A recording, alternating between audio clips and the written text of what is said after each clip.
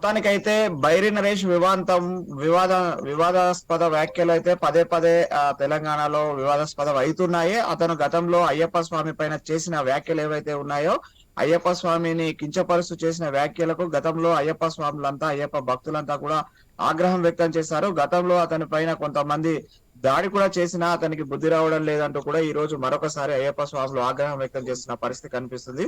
ములుగు జిల్లా ఏటూరు నాగారం మండల కేంద్రంలో, అదంతా కూడా ఏజెన్సీ ప్రాంతము. అక్కడ ఏదైతే అయ్యప్ప స్వాముల కుటీరం పక్కకే ఒక ఎంఎన్ఎస్ ఆధ్వర్యంలో కోరేగావ్ అనే ఒక సమావేశం పెట్టారు. అది ఎక్కడో పశ్చిమ బెంగాల్లో జరిగిన సమావేశానికి, ఎప్పుడో 30 ఏళ్ల కింద జరిగిన దానికి కావాలనే మాపై రెచ్చగొట్టేందుకే ఇక్కడ సమావేశం పెట్టాడంటూ కూడా అయ్యప్ప స్వాములు ఈ రోజు ఆవేదన వ్యక్తం చేస్తూ, ఆందోళన వ్యక్తం చేస్తూ అక్కడ ఆ సమావేశాన్ని రద్దు చేసి వెళ్లిపోవాలని చెప్పేసి ఆందోళన చేస్తున్న క్రమంలో అయ్యప్ప స్వాముల పైకి అతని యొక్క కారు వేగంగా వచ్చి గుద్దడంతో అక్కడ గురుస్వామికి సంబంధించిన కాలు విరగడంతో అయితే మరొకసారి అయ్యప్ప స్వాములు ఆగ్రహం వ్యక్తం చేస్తున్నారు.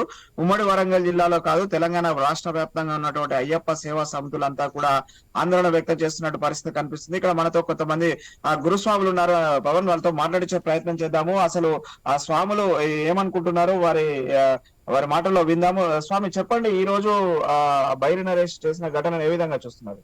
గతంలో కూడా ఈ విధంగానే మాలధారణ ఉన్నప్పుడే బైరి నరేష్ అనే వ్యక్తి ఇదే విధంగా హిందువుల యొక్క మనోభావాలు దెబ్బతినే విధంగా మాట్లాడడం జరిగింది. ఈ రోజు కావాలని అయ్యప్ప స్వాముల యొక్క కుటీరం పక్కగా పోయి మీటింగ్ పెట్టి, ఎక్కడో జరగాల్సిన మీటింగ్ అయిపోయిన మీటింగ్ ఈ రోజు అక్కడ పెట్టి గురుస్వామి యొక్క కాలు ఇరగొట్టడం జరిగింది. హిందువుల యొక్క మనోభావాలు కూడా దెబ్బతినే విధంగా ఆయన మాట్లాడుతున్నాడు. కాబట్టి ఆయనకు తగిన విధంగా అయ్యప్ప స్వాములు మరొకసారి బుద్ధి చెప్పే విధంగా మేము ప్రయత్నిస్తాం. అతనికి అయ్యప్ప దేవుడు కూడా కఠినంగా శిక్షిస్తాడు.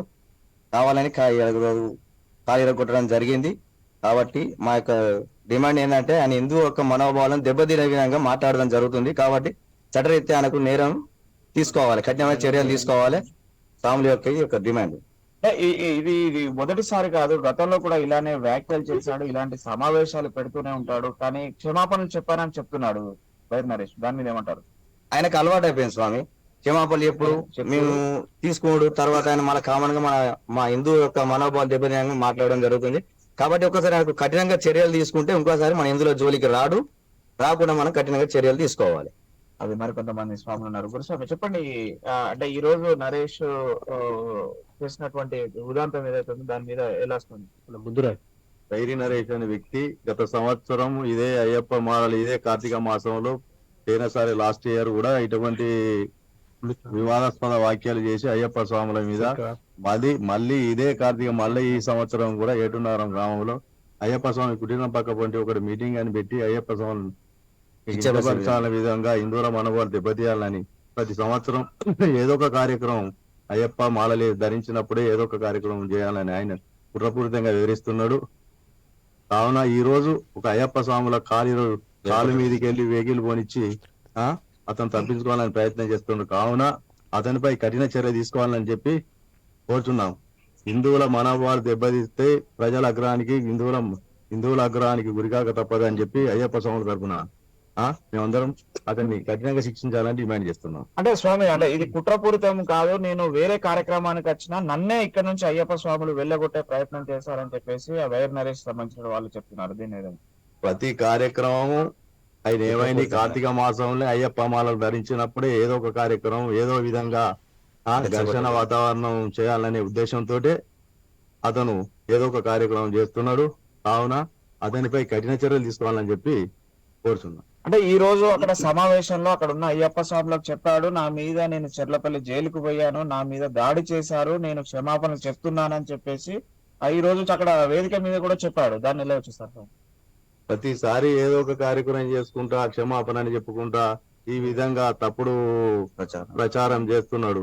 అటువంటి వ్యక్తిని కఠినంగా శిక్షించాలని కోరుకుంటున్నాను. అది మరికొంతమంది స్వాములు ఉన్నారు. స్వామి, చెప్పండి, ఎలా చూస్తున్నారు ఈ రోజు బైరి నరేష్ ఉదాంతం? స్వామి చేసేటప్ప ఆ స్వామి కావాలనే ఇదంతా చేస్తున్నాడు. అంతేకాకుండా మన అయోధ్య రామాలయాన్ని మన అయోధ్యలో నిర్మించిన నరేంద్ర మోడీ గారు మన హిందువులందరూ కలిసి ఇదంతా పెద్ద మొత్తంలో చేసిండు. ఈ యొక్క బైరి నరేష్ స్వామి అసంటోళ్ళు లక్షల మంది వచ్చినా కోట్ల మంది వచ్చినా చేసేది ఏముండదు. అంతా భగవంతుడే చూసుకుంటాడు. స్వామి నువ్వు ఏదో ఫేమస్ కావాలి అని అనుకుంటాడు. అది ఒక చిన్న చిటిక చీమ అంత కూడా కాదు. నువ్వు చాలా ఫేమస్ కావాలనుకుంటాను. మా హిందువులంతా తలుచుకుంటే అసలు అయ్యప్ప నీ ఎంబడే పడతాడు. నువ్వు చాలా జాగ్రత్తగా ఉండు. తర్వాత మాత్రం చేసేది ఏముండదు. స్వామి ఏ శరణం అయ్యప్ప. అంటే స్వామి చెప్పండి, అంటే ఈ రోజు బైర్ నరేష్ చేసిన ఉదాంతం కావచ్చు, యాక్సిడెంట్ అక్కడ స్వాములే కావాలని మమ్మల్ని రెచ్చగొట్టారు, మమ్మల్ని వెళ్ళగొట్టారని చెప్తున్నారు. దాన్ని ఏమంటారు? అక్కడికి కావాలనే బైరి నరేష్ అక్కడ ఎంచుకొని అక్కడికి కావాలనే వచ్చాడు. వచ్చి స్వాముల దగ్గరికి వచ్చేసి నేను ఇక్కడ మీటింగ్ పెడతా అని రావడం చాలా తప్పు. ఆల్రెడీ స్వాములు ఉన్నారని తెలిసినా గానీ నేను ఇక్కడ మీటింగ్ పెట్టి నేను అది చేస్తాను, మళ్ళీ అందులో కారు వెళ్తా అంటే మరి స్వామిని గుద్దెళ్ళడం చాలా పొరపాటు. ఆయనకు క్షమాపణ ఎప్పుడు కామన్ అయిపోయింది. బైరి నరేష్ కు క్షమాపణ ఎప్పుడు కామన్ అయిపోయింది. కానీ అలా చెప్పకూడదు, అలా చేయకూడదు కూడా. అట్లా అయ్యప్ప స్వామి కఠినంగా చేయాలి, ఏదో ఒకటి చేయాలి. రైట్. అప్పుడు చెప్పండి. అదే పవన్, మొత్తానికైతే అయ్యప్ప స్వాములంతా కూడా ముక్త కంఠంతో ఈ ఘటనను ఖండించడమే కాదు, అతనికి కఠిన శిక్ష విధించాలి. గతంలో ఏదైతే పదే వ్యాఖ్యలు చేయడము, సారీ చెప్పడము, క్షమాపణలు చెప్పడము అతనికి పరిపాటిగా మారింది. ఈ రోజు కూడా అయ్యప్ప మాలధారణ ఉన్న వ్యక్తిని శారీరకంగా అక్కడ యాక్సిడెంట్ చేసి అతని కాలు విరగొట్టడాన్ని అయితే ముక్త కంఠంతో వీళ్ళు తీవ్రంగా ఖండించడమే కాకుండా ప్రభుత్వం తగిన చర్యలు తీసుకోవాలని కూడా డిమాండ్ చేస్తున్నారు పవన్.